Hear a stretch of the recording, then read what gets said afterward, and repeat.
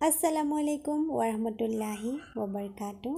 আশা কৰোঁ সকলোৰে ৰমজান মাহটো ভালে কুশলে পাৰ হৈছে। যিহেতু বতৰ আমাৰ এইফালে বহুত ভাল, আৰু আজি মই এটা লৈ আহিছোঁ যে তিনিটা জীৱ আছে যেকেইটা আমি ঘৰলৈ আহিলে কেতিয়াও খেদাই পঠিয়াব নালাগে। এতিয়া কিছুমান প্ৰাণী এনেকুৱা হয় যে আমি নিবিচৰাকৈ আমাৰ ঘৰলৈ আহে।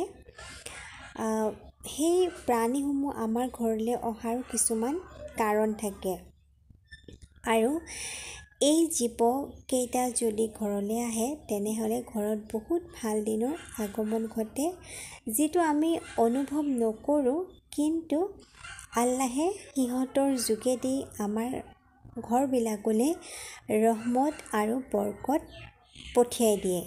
সেইকাৰণে এই প্ৰাণীকেইবিধ যদি আপোনাৰ ঘৰলৈও আগমন ঘটে তেনেহ'লে আপোনালোকে এই প্ৰাণীকেইবিধ খেদি নপঠিয়াব।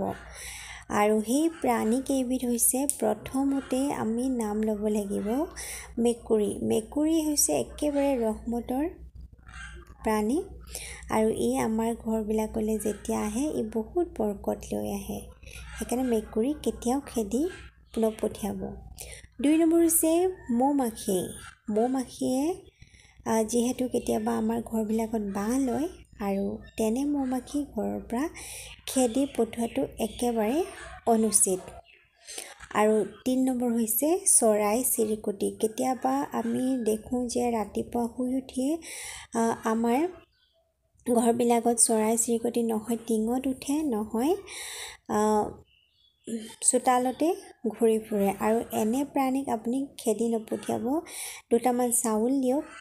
তেনে কৰিলে আপোনাৰ ঘৰত বেমাৰ আজাৰৰ পৰাও বাচিব পাৰিব আৰু ঘৰখনলৈ বহুত বৰকত আহিব।